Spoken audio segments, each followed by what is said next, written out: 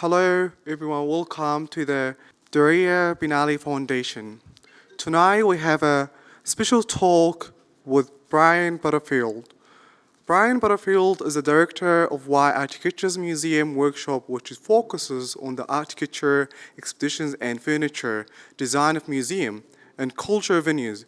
Brian is the lead scenographer of the Diriyah Contemporary Art Biennale. Please welcome Brian.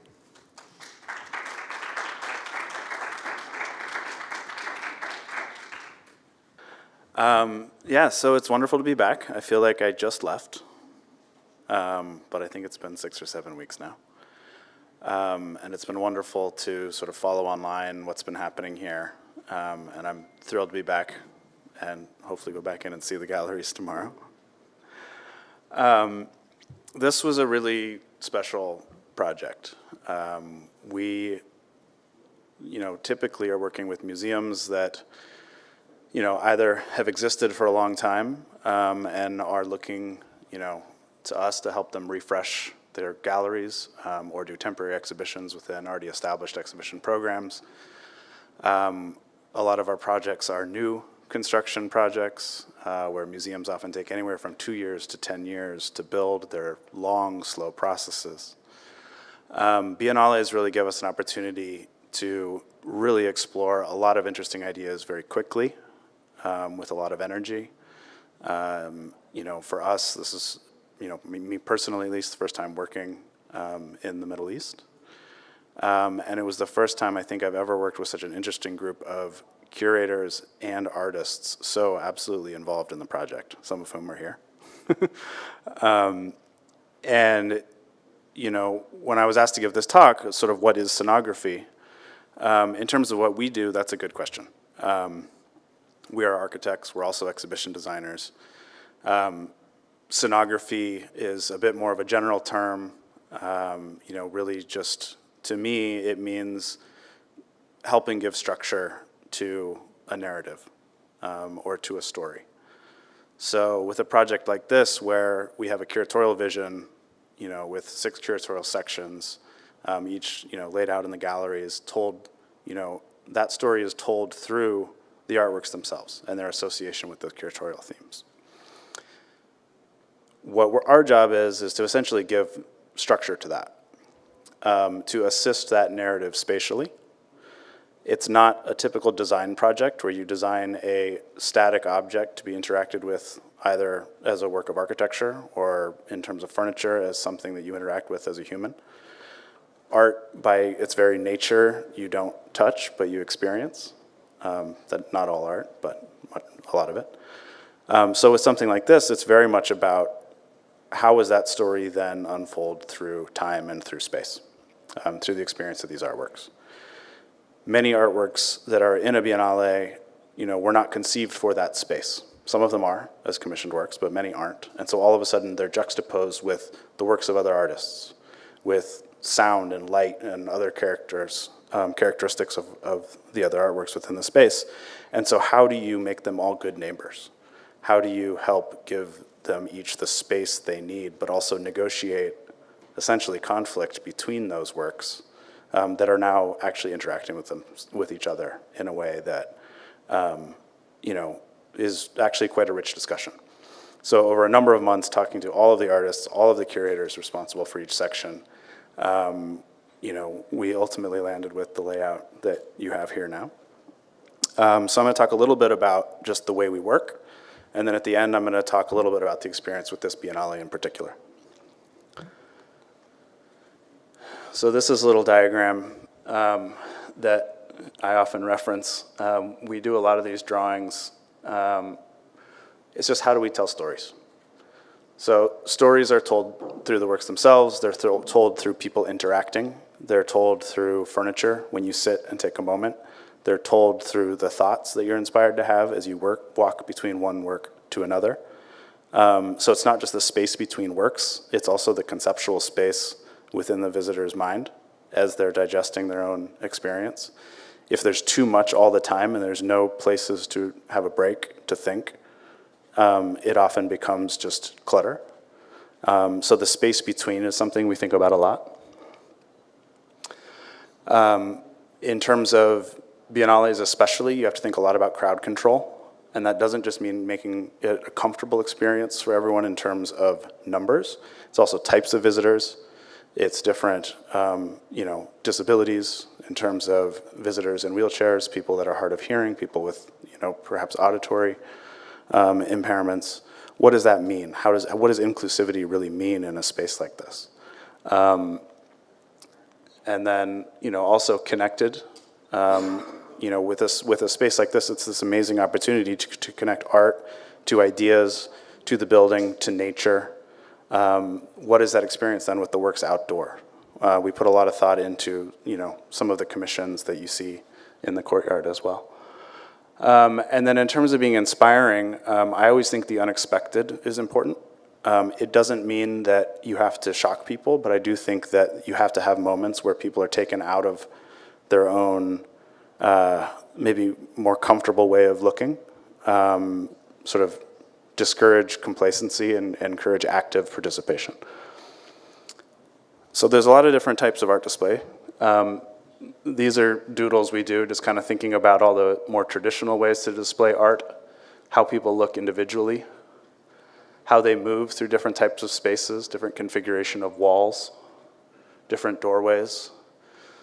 It's not like a museum where you're going through discrete galleries where there's one way in, one way out.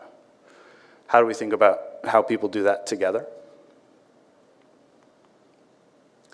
And then also where that narrative becomes an actual conversation within the space. So even like here tonight, a lot of the thoughts that went into spaces within the Biennale were about the activities that happen. There's dance performances, there are tours, there's a whole education program, and then there's this whole public program adjacent as well. So what is the right space for those types of things to happen? So this is a project we did in Los Angeles where we designed these bleachers for them to be able to roll into the space if they wanted to turn this gallery into a conversation pit.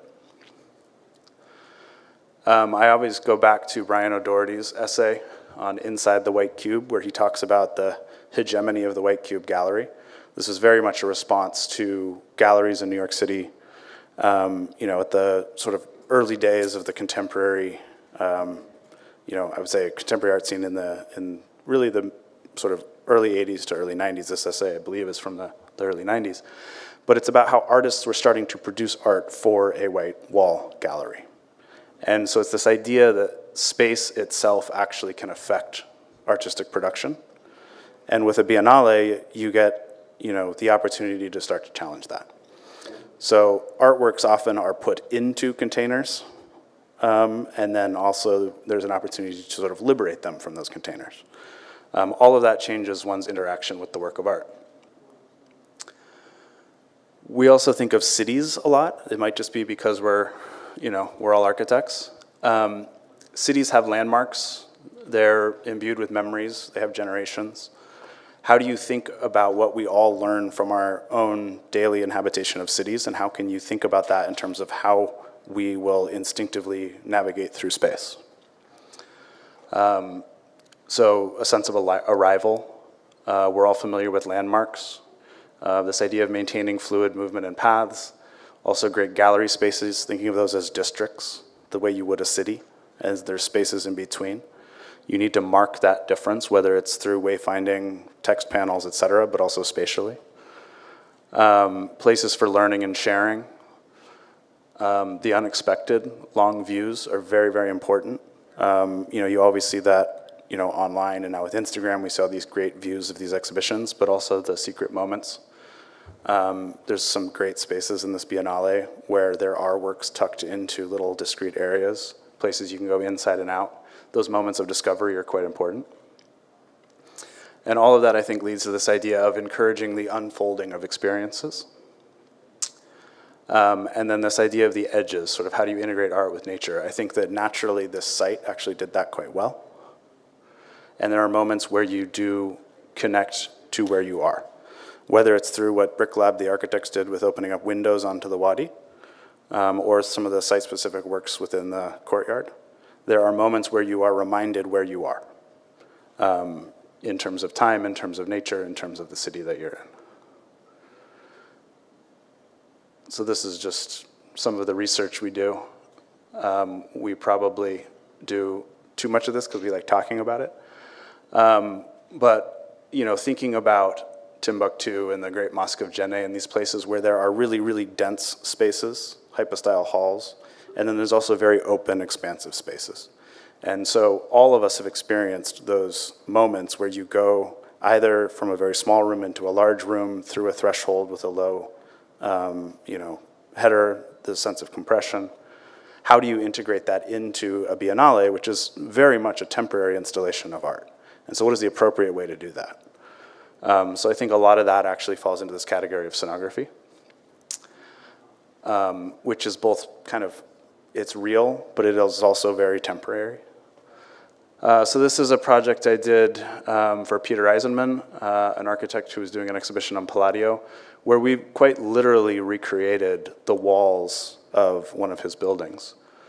And we even included one Corinthian column, just quite literally evoking that sense of architectural space.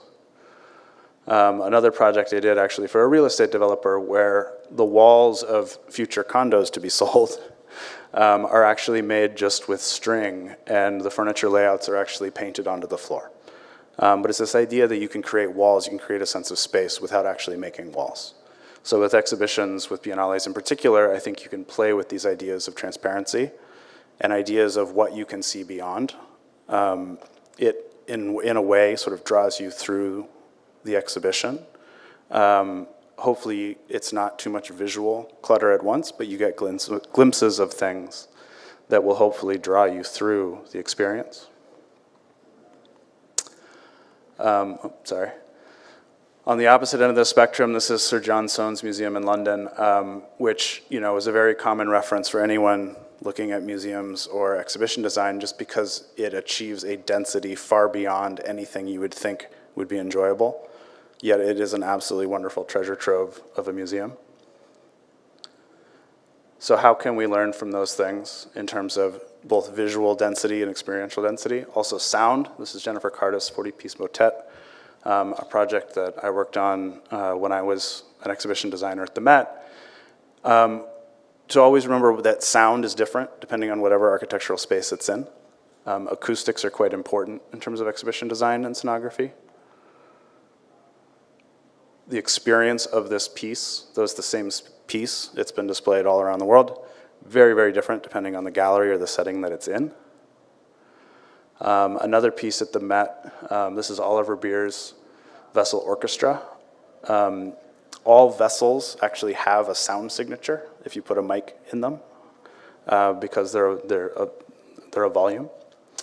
So he actually took microphones and recorded the sound signatures of a lot of objects at the Met. That's an amazingly poetic idea. How do you give that space? How do you make it safe for visitors? How do you make it visually accessible? Think about the acoustics. So these are the types of things we think about when we start these projects. They're often multi-layered.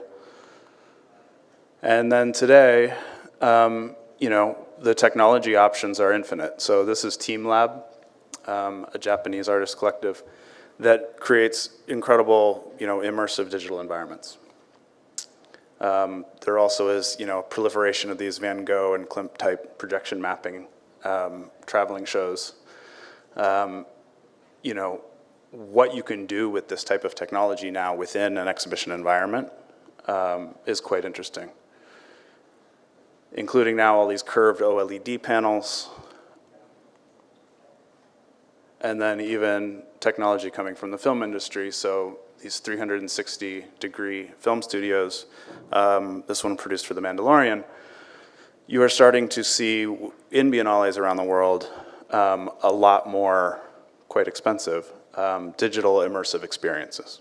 I think it's a very new technology, but it's something that in terms of sonography now, if you do a very traditional you know, exhibition design, you know, perhaps you don't have reason to use this type of technology, but you have to think about what you're doing in the current global landscape of these types of experiences. And this is nothing new. You know, this is sort of getting back to art history 101, but Malejevich's exhibition, I believe with Tatlin in 1915, this was considered revolutionary at the time, and quite controversial, including, the display of the black square painting in the corner where the Russian Orthodox population of Russia at the time would have actually put their icon. And it's just to sort of be reminded that small things within the context of art display and exhibition, could be something you're still talking about 100 years later in terms of this field.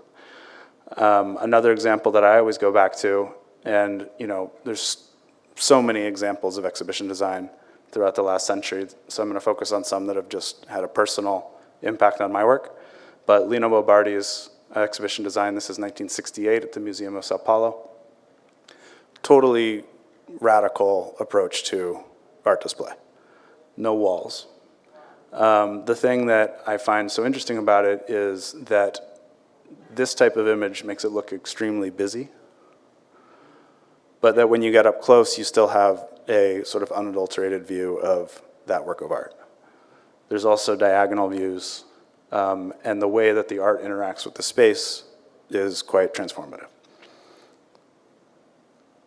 A lot of people, this would drive them crazy, and I think that's the point. So part of being a sonographer is also working with your curators, working with your client, and kind of gauging the appetite for being radical, finding the right moments to do that, which again I think is in the spirit of encouraging active participation, active looking.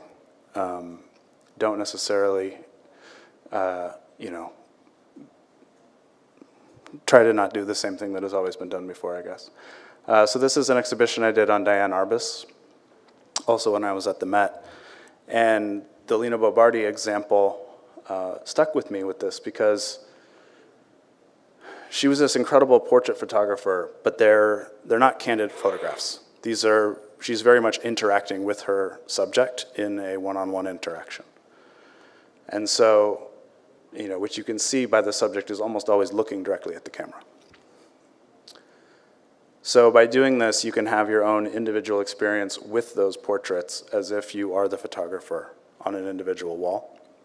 Whereas if they're all arranged in a traditional display, getting back to those first sort of diagrams that I showed, you don't necessarily think of them as an encounter with this subject.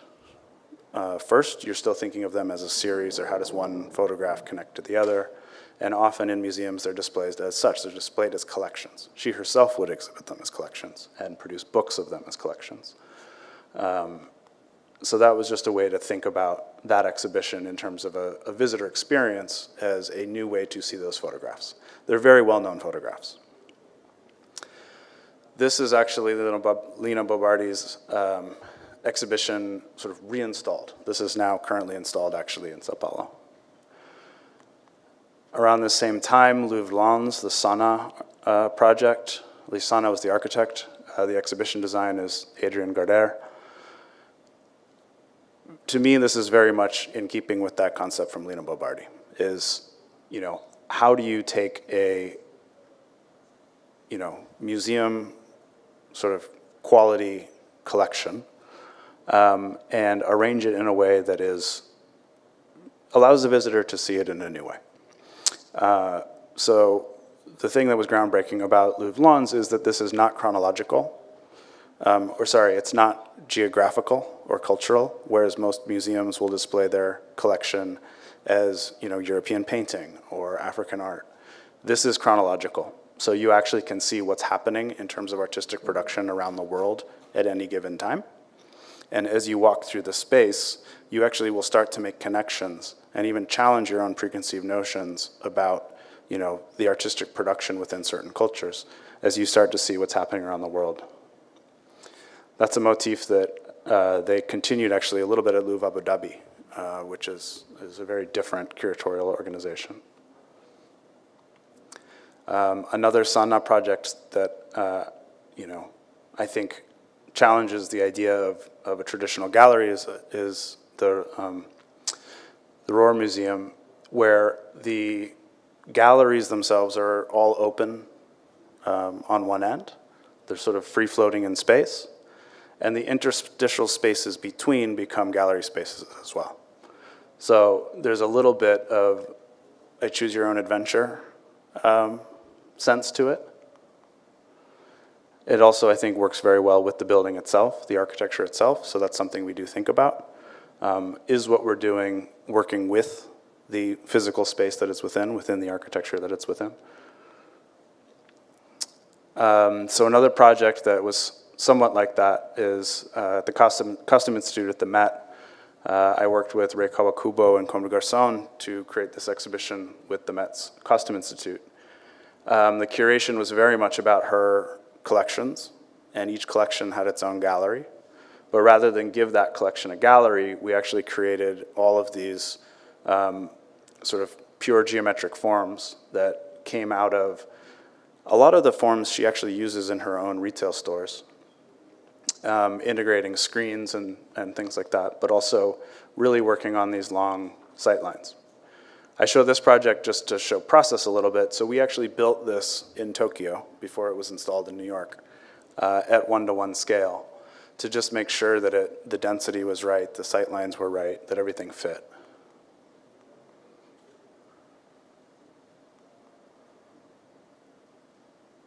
And so then another recent project is the Academy Museum of Motion Pictures. So here, in terms of the sonography, usually when you think of cinema, you are actually in a cinema. You're a body at rest. You might be seeing it with a group of people in a crowded theater, but you're experiencing it from a single viewpoint. When you do a museum of cinema, yes, there are spaces that you actually can sit and watch films, but for the most part, you're a body in motion. You are moving through the galleries. You are taking in a sort of linear narrative similar to the exhibition here from start to finish. So how do you actually display film in that context? So we explored that in a number of ways throughout. Again, acoustics is very important in terms of sound bleed. Within the exhibition here, there are places where there are audio experiences for certain works that are contained. There are also places where we allow them to essentially be the ambient track for the gallery, like the first gallery here, where the William Kentridge essentially is the ambient soundtrack for that first gallery, and becomes a part of your experience of all the works in that room. With this gallery, how do you then integrate the experience of film with physical objects, with props? Here we recreated the shattered glass room from Bruce Lee's Enter the Dragon, and of course Bruce Lee's iconic costume. Rosebud, the sled from Citizen Kane.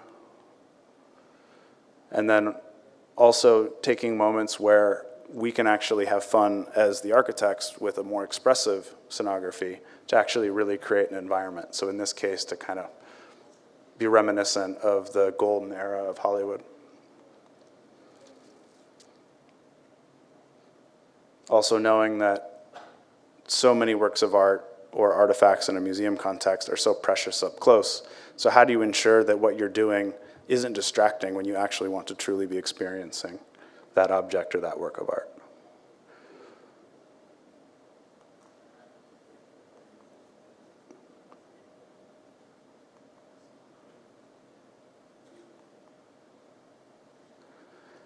Then there are rooms like this one where we worked with the director Pedro Almodovar. Again, this is that challenge of how do you display film in a meaningful way, where there's a curatorial narrative to tie something like 17 films together in this room. How do you do that in a way that is still a pleasurable experience for 5 people in this space, for 10 people in this space, or if there's 150 people in this space?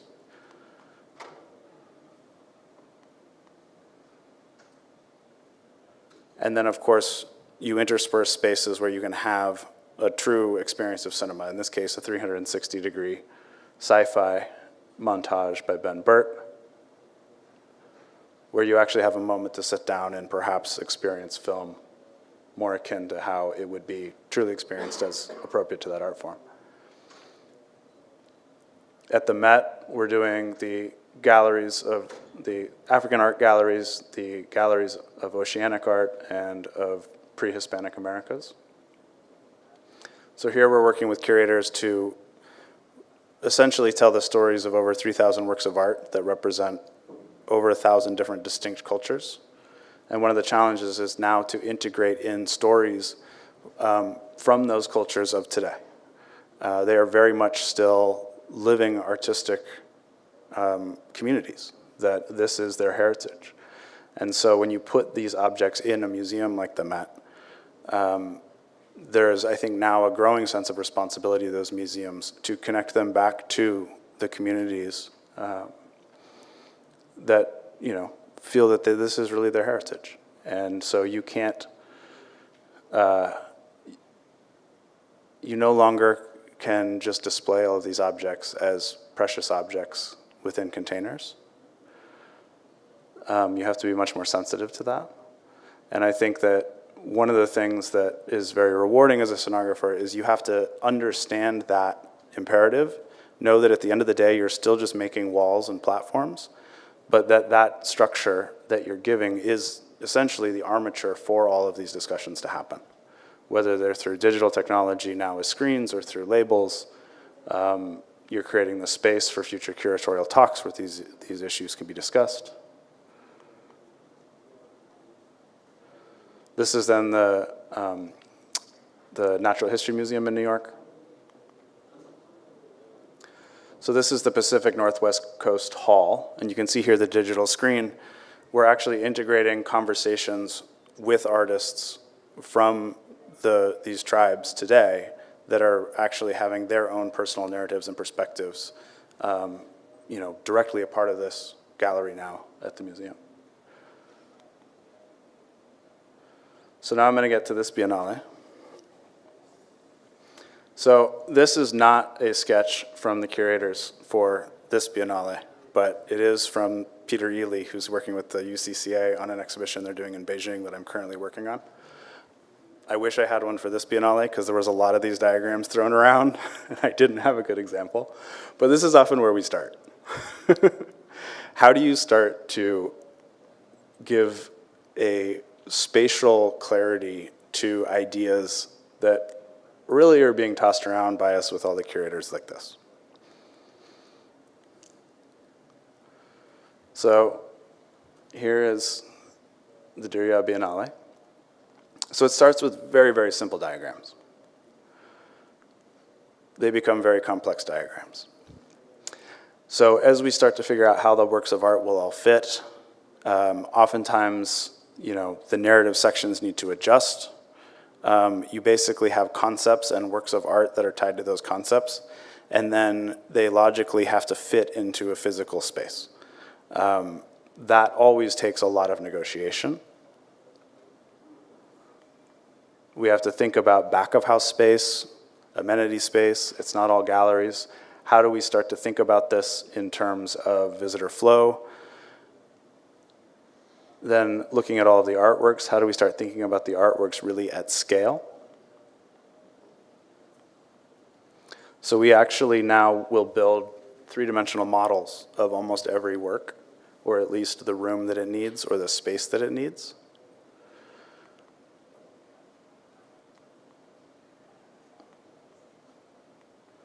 So this is, you know, our way of both understanding the physical characteristics of what we're working with, but it also becomes the grounds for all the discussions with the curators.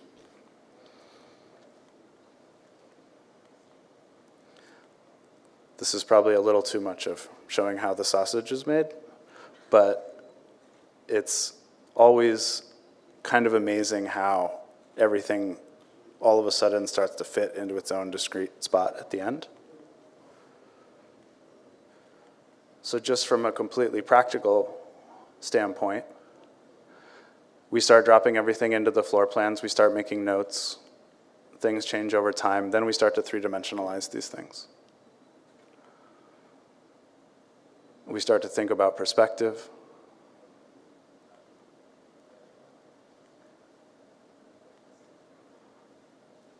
Everything starts to kind of fall into place. So this is, you know, Don Arwatani's piece in Jax 1.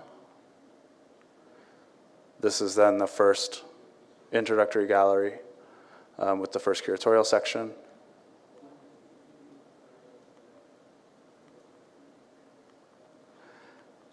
And we use those projected plans as a way to sort of work out the plan dimensions and the sort of physicality of the space itself. It's also a way to really kind of understand the type of artwork, the scale of the artworks. And then ultimately all of their other considerations. So then it's also the role of the sonographer to capture all of the technology needs, the audio needs, the equipment needs, working with a number of other consultants on making sure we have the right type of projectors and the right type of speakers, that the walls have the proper acoustic rating. So all of that information needs to get into the final design. Also, seating is very important. And then ultimately, we end up with a full catalog of where everything goes. So here's the Richard Long, and then the Mala Malouf, which I think is such a stunning introductory pairing. The William Kentridge. So this is really just that first gallery. And so I think I'll stick on that. What I find important is, and hopefully people experience this within the Biennale, that yes, things are on top of each other and you can see things through one another, but hopefully for every work there's a moment where you are alone with that work, where it has the proper setting to be experienced the way that it should. Then getting into the middle building, this is Tavares's piece. You can see Shono's robot beyond.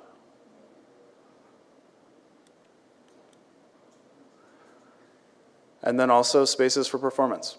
That's one thing that's also really important with something like this, is to know that you have to give something space for whatever activity will happen in that space. So when you integrate dance, when you integrate music, when you integrate performance, you have to accommodate what that will mean when there's 300 people all watching it.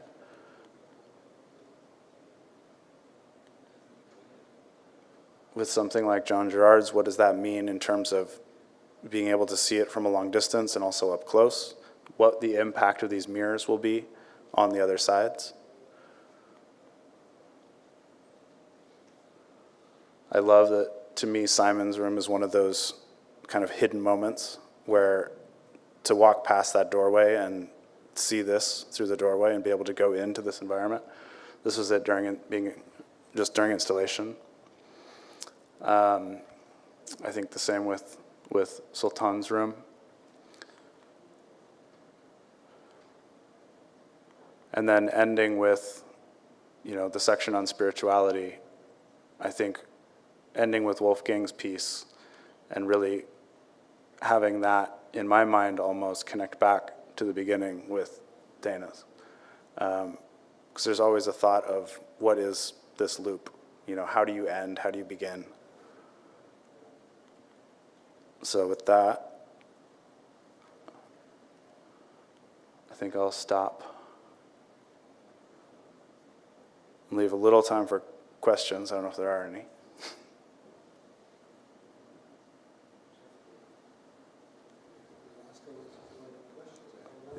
Yeah.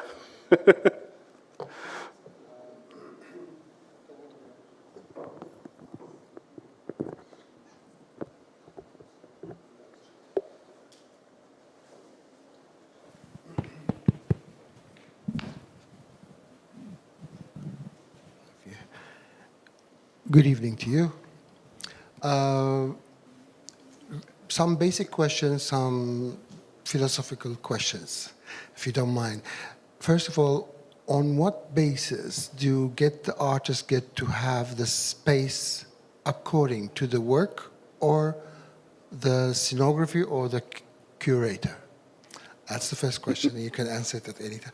The second thing, I realize that you've moved on with the conscious of the space until the artist, the future, and then towards the final, the spirituality.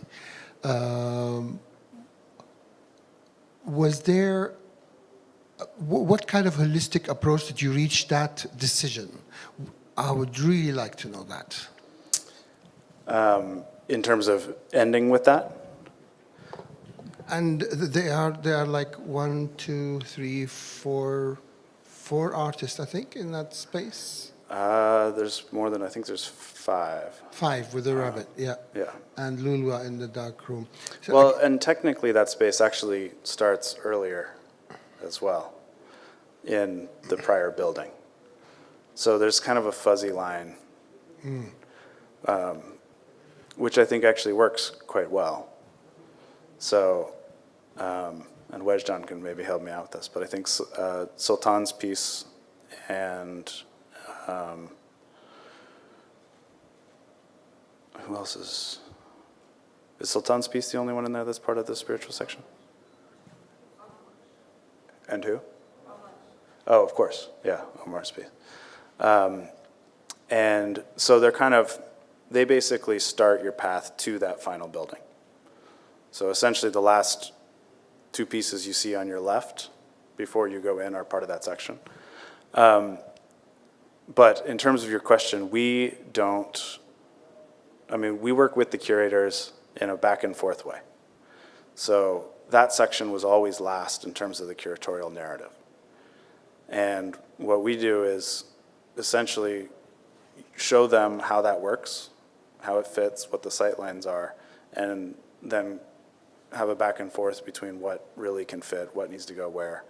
I think that the best relationship between a sonographer and a curatorial team or a curator is one where you really work collaboratively, because oftentimes I think what our job is to actually provide that visualization, provide a 3-dimensional representation of these pieces so you can look at that, you can make that decision. You know, you can try to, we try to give as best a view as we can as to what that experience will be like. Okay, my point is still why the size of this particular artist have got this particular size of a space, Yeah. whether it's an enclosed room or an open space. Yeah. So that is probably the most complicated thing about these projects, because without fail, you always think you need way more space at the beginning to accommodate what all the pieces are, what the artist would like to have.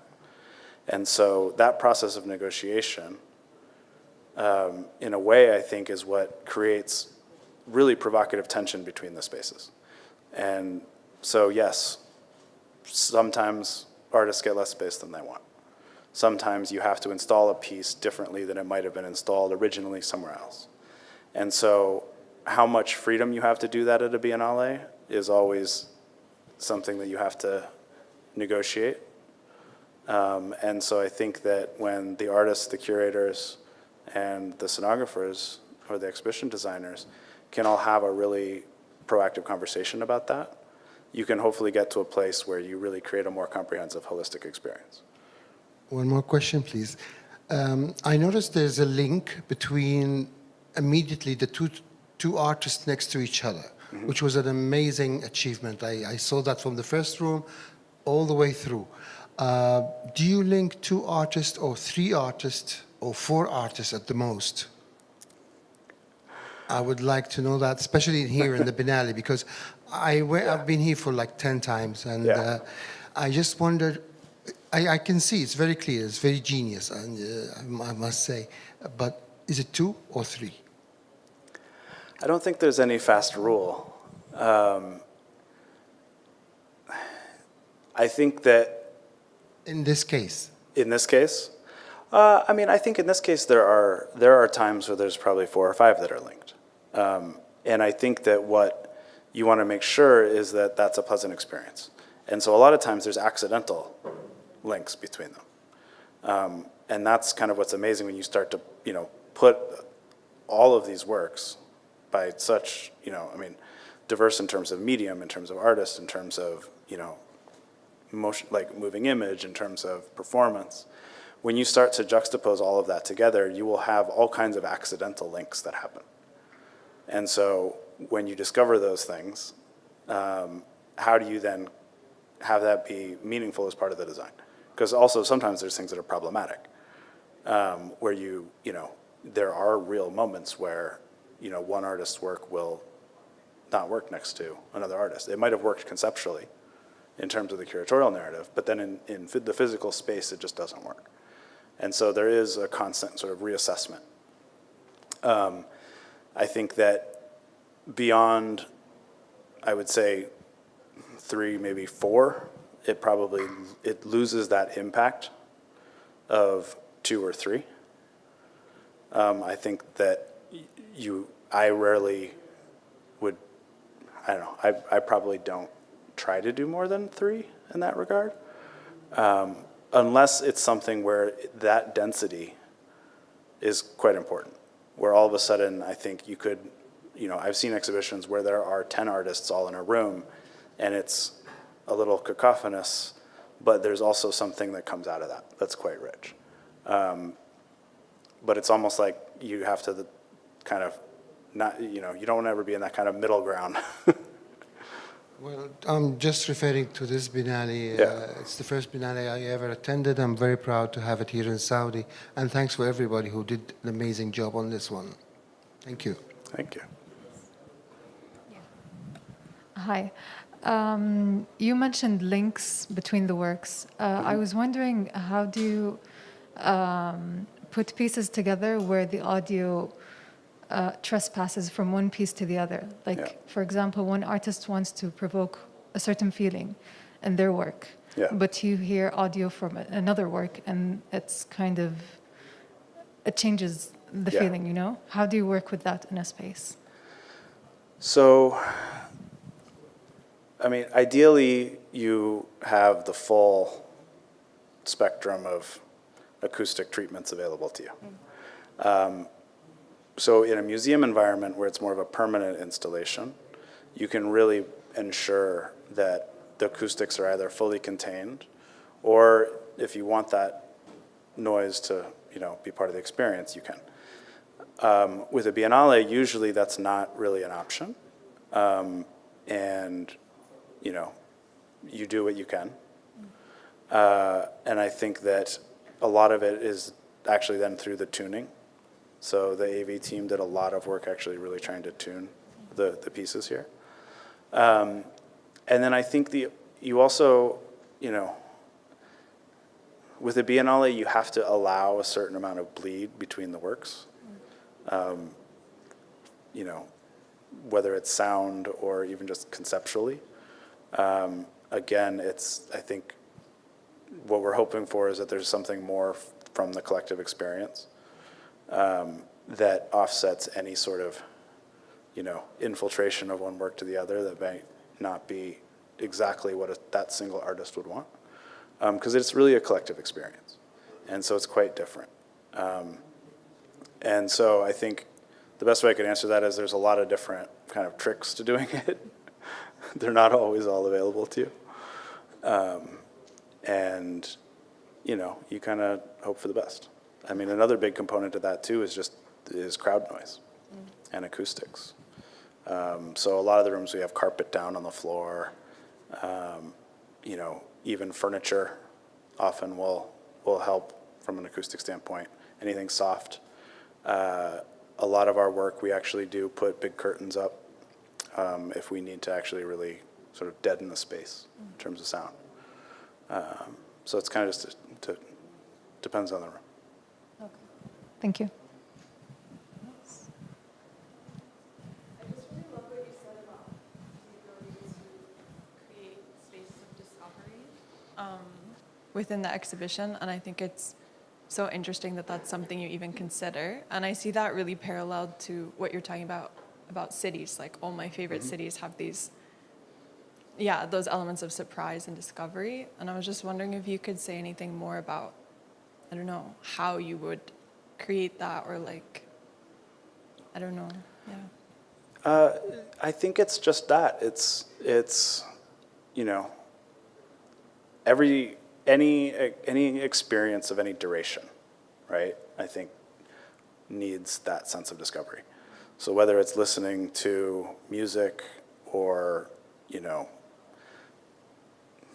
eating someone's cooking, you know, those moments of surprise where something was maybe a little bit different, like, oh wow, what is this spice? I didn't taste that at first, or, you know, any moment of taking you out of being too comfortable. And I don't think it only has to be something of delight. I think it could also be something uncomfortable. I think any sort of surprise that makes you stop and think, or makes you go down a path, even just in terms of directing your attention. So within, you know, something like the Biennale or within a museum, it's very easy to sort of look at a map and chart a course, and you're just taking things in as you go. Those moments of surprise, or the sort of secret hidden moments, not only will they make you really appreciate that moment, but they'll also make you start looking for more. So I think that they ensure that throughout the entirety of your experience, you're actively looking. You know, I think in terms of, I mean, just a Biennale like this, I mean, this is quite a large Biennale. You know, it's almost the size of the Arsenale in Venice. And there's a real aspect of fatigue that can actually come in. And so, yes, we can put benches everywhere for moments you might need to take a break or charge your phone or what have you. But those moments of surprise, I think, also help ensure that, you know, it hopefully refreshes you to kind of keep going and keep finding more. You know, I think the same thing applies to even object labels, you know, and the way curators write, where, you know, if there are sort of all of a sudden changes to that, it encourages you to look for those anomalies. And so that's where I think what we're doing a lot now with our practice is to try to integrate in, you know, digital screens or smaller projections that give a little bit more information or something, but it's just a different way of taking in information. And yeah, those are the best moments in cities. I mean, the vistas are great too, and the monuments are great, and the landmarks. And I do think that, you know, we took all of that from basically a reading of Kevin Lynch, who has this whole, you know, sort of dissertation on monuments in the city. And I think that it applies to any type of sort of collective behavior within a space, of which museums and biennales certainly apply.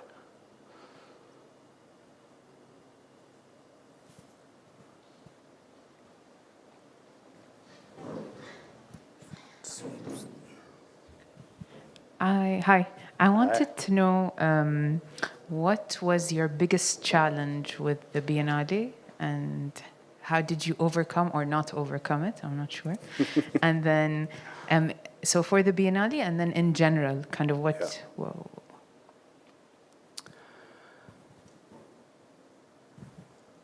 I think with any of these projects, and I think any artist would probably agree with me on this, it's a little bit like musical chairs.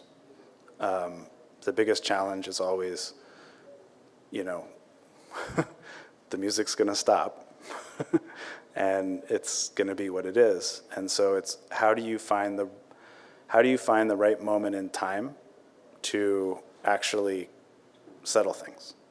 So part of why I wanted to show the process is these projects really have a life of their own, and everything is moving. And it all needs to settle into place at some point. And you both need that to happen in time to be able to actually finish the work, but you also want to make sure you give the process time to really get to the right place. And so there's this delicate balance between sticking to deadlines and ignoring them, to allow certain projects to have room to breathe. And, you know, there's a lot of moments of collective anxiety in a project like this, but also there's really great work that comes out of anxiety. You know, no great work of art or work of exhibition design or curation is something where someone, oh yeah, I know how to do that, easy.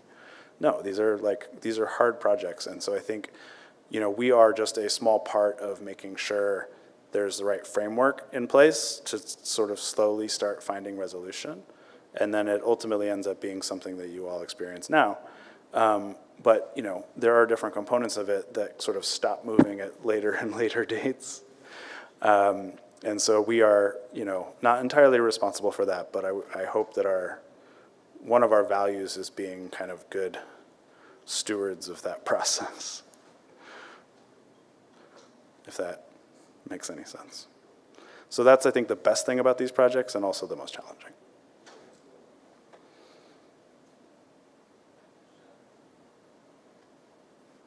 And then we probably have to get ready for the next talk.